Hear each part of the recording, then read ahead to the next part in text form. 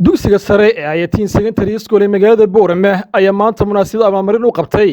ardadii kaalmaha hore ka galay imtixaanka sanad dugsiyeedka 2021-2022 munaasabadani waxay miseersay loo soo agaasimay Soomaaliland ka qabsoontay barxadda dugsiga Ayatiin ayaa waxa ka soo qayb galay badiyo waalidiinta ardadooda wax ka barata dugsigaasi macallimiintu wax baraya ardadaasi iyo maamulka dugsigaasi ana ugu horreyn markaasi ka hadlay mulkiilaha dugsiga Ayatiin Sheekh Maxamed Cismaan Xasan iyo qaar ka mid ah barayaasha dugsigaasi waxana ay u mahadnaqeen waalidiinta iyagoo sidoo kale la dardaarmay ardada maanta loo soo xidhiyay sanad dugsiyeedka 2021-2022 halkan aqoon baa markaasi lagu dhigi jiray la soo wadi jiray waalid iyo macallin iyo ardayba hareeraha laga wada joogay maanta waxaynu fadhinaa natiijadii baynu u fadhinaa wixii aynu soo goosanay markaa natiijadeedii aynu qaadanaynaa haddii ay noo fiicnaato waynu sii wadaynaa haddii waxay naga dhinaadaana sidii aynu u kabi lahayn baynu isku dayaynaa oo aynu ku dadaali doonaa insha Allah taala qalinka ma arkaysiin arday soo ma arkaysiin magacii baa la yiraahdaa qalin ninkii sameeyay aniga sheekaynaya ninkii sameeyay waxa la yiri ninkii sameeyay qalinka maalintuu sameeyay ee sidaa ha u qurxiyay halka buu dhigay sidaa markuu u dhigay iyo haddana soo qabtay oo la hadlay qalinkii wuxuu ku yiri qalinow waan ku qurxiyay qalbaan ku yeelay meel yar oo isku masaxdid baan ku yeelay meesha yar ku masaxay oo sabir baan kugu xidhay af yar baan ku sameeyay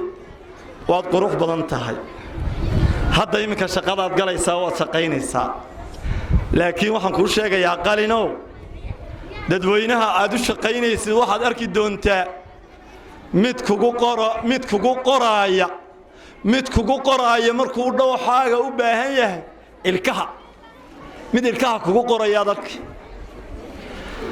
mid wuxuu soo qaadanayo kugu qori midi bahal midiya iyo hal saa kugu oran mid wuxuu soo qaadani oo kugu qori makiinad yar ila hebel u guureystay taxankeerka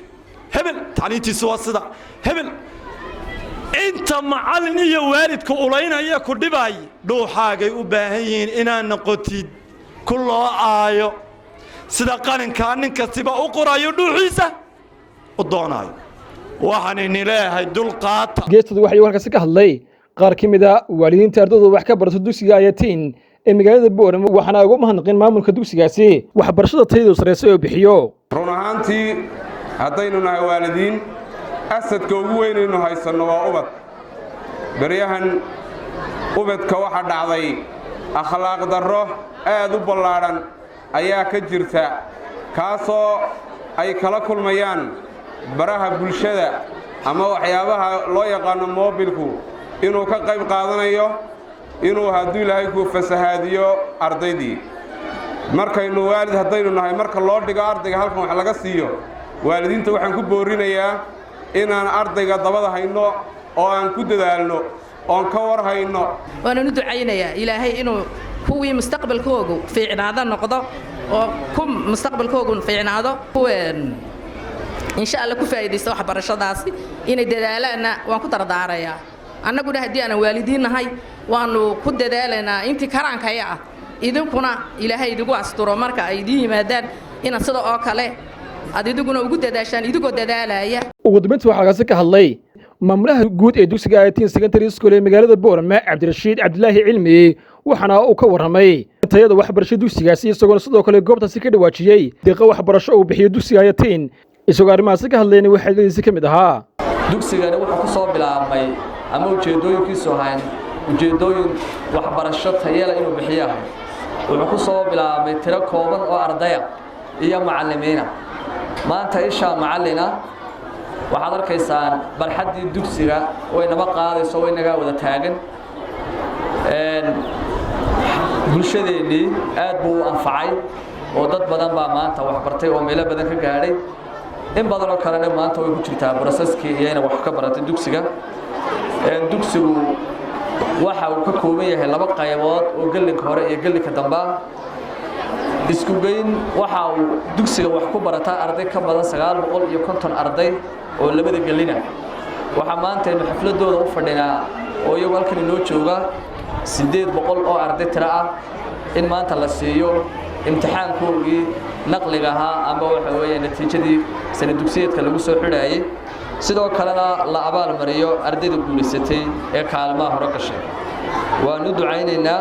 oo aad baan ugu ducaynaynaa dhammaan ardaydaasi dugsigu waxa uu deeq waxbarasho siiyaa sanadkii 110 arday ayaa siiyaan waxaan jecel lahay sanadkan haddii ilaahay dhaahdo waxaan siin doonaa deeq waxbarasho 25 arday oo iyagu ku kasbaday qalinkooga iyo dadaalkoogii oo aan ku kasbanin ama war qaraabanimo oo walaalahooda la socdaan ama aan ku kasban maxaan ku dhahdaa agoonnimo iyo danyar 25 ka arday waa 25 ka arday halka jawaa'istoodu taala qaarkood ay ku wada guuleysteen marka ardaydaasi waa ardaydan siin doono haddii ilaahay dhaahdo waxbarashada gabagabadii munaasabadaasi waxaa kaasi abaalmarin kala duwan loo guddoonsiiyey ardaydii kaalmaha hore ka galay imtixaanka sana dugsiyeedka 2021-2022 ee dugsiga ayatiin Mustafa Caraale Boorame.